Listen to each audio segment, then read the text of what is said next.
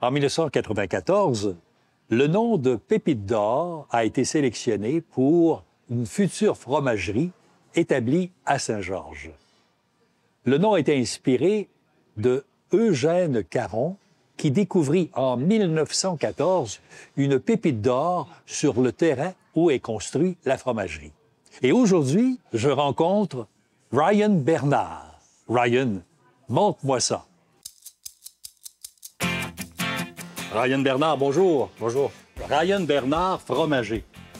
Jeune homme, ça fait combien de temps que tu es fromager? Je suis sur ma 6e année cette année. 6e année. Tu as commencé assez jeune, tu es encore très jeune. Oui, j'ai commencé à fin 16 ans. Ryan, tu as commencé ici, à la Pépite d'Or, Oui, c'est ça. et tu as pris ta formation sur place. Oui, on m'a formé ici sur place. Qu'est-ce qui t'a amené à devenir fromager? Je me cherchais un travail en sortant de l'école. Puis c'était ma mère qui travaillait déjà pour la Poutine d'Or dans l'Ouest, l'autre côté.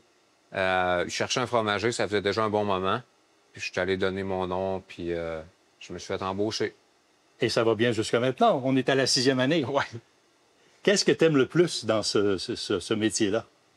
C'est de passer un peu du liquide au grain, là, au compact, un peu, on va dire. Là. Du liquide au solide, dans le fond. Liquide au solide, exactement. Tu sais, je peux voir avec la vitre les gens manger mon fromage. Tu vois, quand je vais à l'épicerie, je vois mon fromage. Je m'entends toujours un peu parler. C'est une fierté. Un peu, oui. Oui. Ryan, bon, on va le voir, il y a différentes étapes et je vais tenter de faire certaines de ces étapes-là. Ryan, montre-moi ça.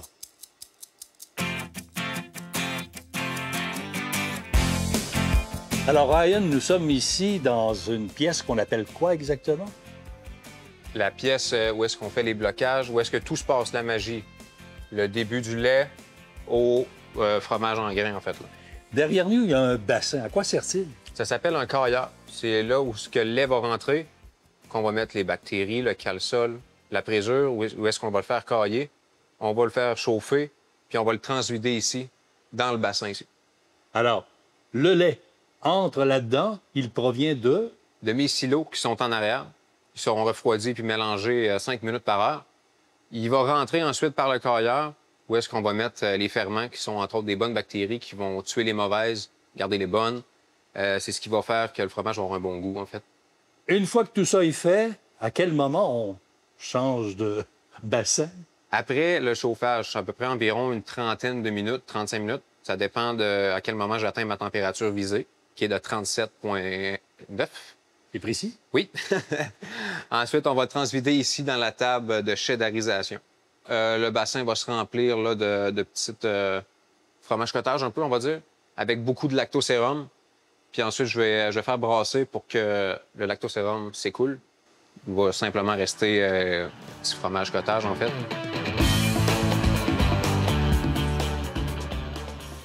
Ryan, on est ici à la table de chésarisation ou le bassin de blocage. Oui. C'est bien ça? Oui. Qu'est-ce qui se passe présentement? Là? On voit la pâte de fromage, il y a du liquide aussi.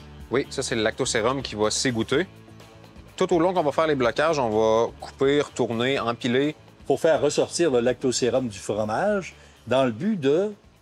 C'est pour que le pH il descende. OK. Quand le lactosérum va s'égoutter, c'est ce qui va donner la texture, qui va faire descendre le pH. Il faut avoir une bonne acidité. Et ça dure encore une fois là, quelques minutes, là. Oui, on parle d'une heure et quart, 1h30. Ça dépend de comment le fromage évolue aussi. OK. Parce que c'est moi qui suis le fromage. Ah ah! C'est ça. OK. Ouais. C'est pas nécessairement une période déterminée comme telle. Non, on a Il faut suivre et vérifier à chaque étape. Oui, on a des temps, mais si le fromage décide qu'il a envie de traîner de la pâte un peu, je peux rien faire. Ça dépend de son humeur. Oui, c'est ça. C'est du vivant, comme on dit. C'est des bactéries, puis c'est moi qui suis. Fait que là, on va être rendu à mon 3e blocage. On va devoir couper la moitié, puis après ça, flipper. OK. On fait pas ça avec un canif de scout, là. Non. Ça coupe bien. Et voilà. Et là, c'est à mon tour. Oui. Je m'exécute. Ça prend une bonne force, hein? Oui.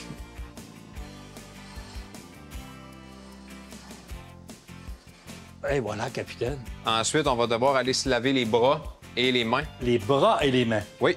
OK, je vous suis, mon ami. Alors là, on est rendu à l'étape de Blocage, on va tourner, puis on tourner va le empiler. fromage. Oui. Je te regarde faire. OK. Et tout ça, c'est dans le but de... Que ça s'effoire un peu ensemble, ça va faire sortir le lactosérum, puis ça va donner une bonne texture au fromage. La D'accord. texture élastique, puis squick qu'on connaît du fromage. Oui, en oui, oui. grains. Il faut toujours que ça soit bien collé sur la paroi, OK, que ça garde d'accord. la chaleur, puis les blocs bien collés ensemble. Là, tu sais. D'accord. Alors, je m'exécute. peux- est-ce J'y que je vais vais au bord? ici. Je décolle. Oh, pas l'ail. Comme ça. Oh. Je tourne ça. Oui. Je prends lui ici. Et comme ça. Ça va? Oui.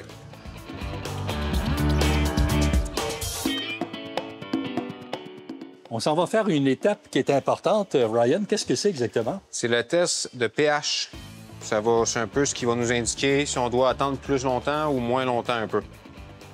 Et ça, on doit faire ça à tous les blocs ou seulement à un bloc? Non, seulement pour eux du haut puis eux du dessous à peu près. OK. Comme on peut voir, on est à 5,27.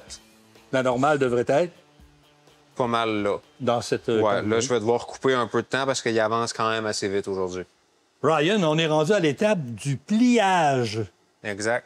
Et pourquoi on plie? C'est encore une fois pour avoir une meilleure texture, une meilleure élasticité, Uh-huh. faire en sorte que le lactosérum continue de sortir.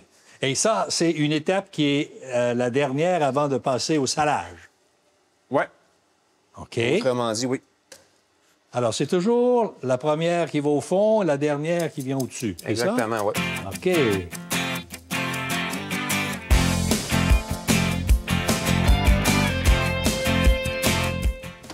Et puis, Ryan, pour être fromager, je te vois faire, là, ça prend quand même une bonne force physique. Hein?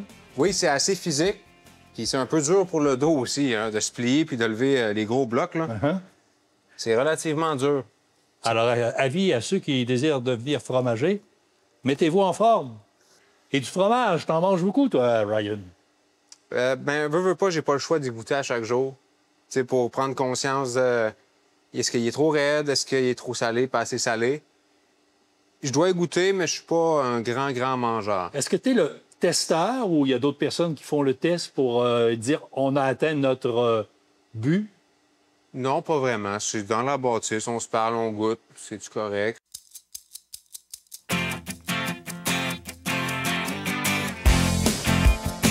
Une fois qu'on aura découpé tous ces blocs-là, est-ce qu'il faut les retourner? Non, on n'a plus besoin parce que là, on a atteint notre pH. D'accord. On va pouvoir saler, passer au moulin et saler après.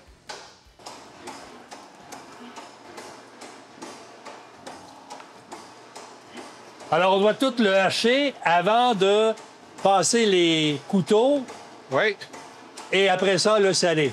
c'est ça.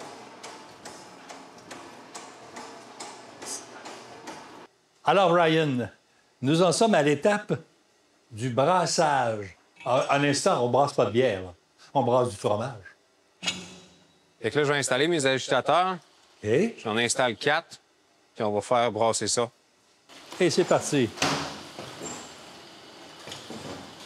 Là, la seule affaire qu'on a besoin de faire, c'est défaire les morceaux. OK. Que quand on sale, tous les grains soient salés. Alors, il faut défaire les motons.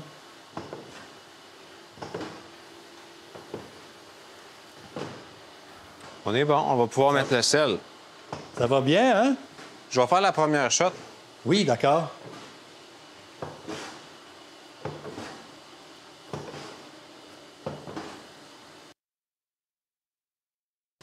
La quantité de sel qu'il y a dans ce plat-là, doit-elle tout entrer dans cette quantité de Oui, fromage-là? ça a été calculé juste pour cette quantité-là. OK. Là, on va attendre que ça fasse 2-3 tours, Mélanger le sel au fromage. Exactement.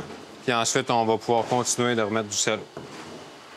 Quand on le touche, on voit qu'il est rentré. Alors, je m'exécute. Alors, on y va allègrement. Oui. On commence par là-bas? Oui. On peut en mettre plus encore, là. Ouais. Avant de l'empacter, avant de le mettre en sac, est-ce que vous attendez qu'il refroidisse? Non. Moi, je le sors directement tout de suite avec une chaudière puis une pelle. Je vais le sortir, je vais faire ça dans des bacs.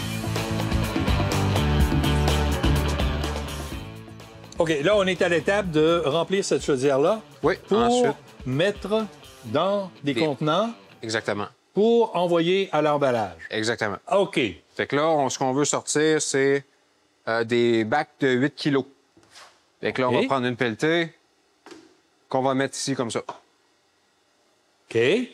Alors, c'est à mon tour de pelleter. Et voilà.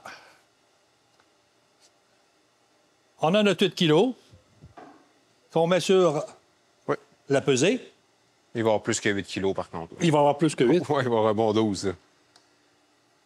Ah, 11. 11. Il faut en enlever. Oui, fait que là, on en enlève 10, 9, 8,9.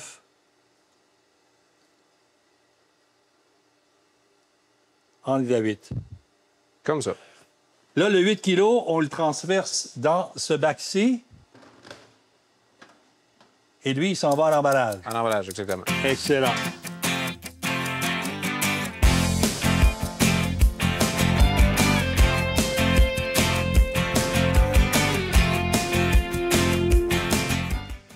Alors, je prends mon sac. On fait un petit ou un gros? 2 pelletés. 2 pelletés. 2 pelletés de fromage, pas de raisins secs. Est-ce que c'est beau, ça? Oui.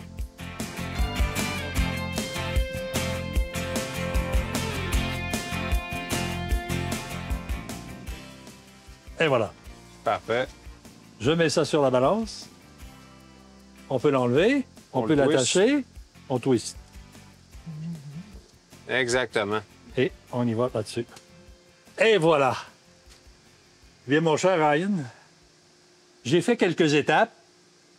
On en est rendu à la fin de mon périple. Oui. Il va falloir que tu travailles encore un petit peu pour me donner une note sur les différentes étapes que j'ai accomplies.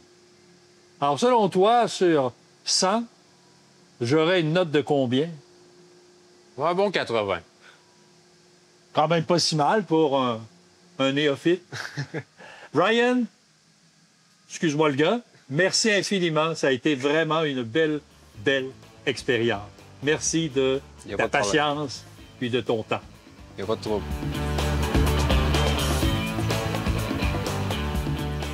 J'adore manger du fromage. Mais le fabriquer, c'est une autre paire de manches, comme on dit. En 1834, mon arrière-arrière-grand-mère, Clotilde Gilbert, découvrit une pépite d'or dans la rivière Gilbert à Notre-Dame-des-Pins. Ce fut le début de la ruée vers l'or au Canada. Mais aujourd'hui, on ne va pas déclencher de ruée. Mais avouez que le métier de fromager, ça vaut son pesant d'or.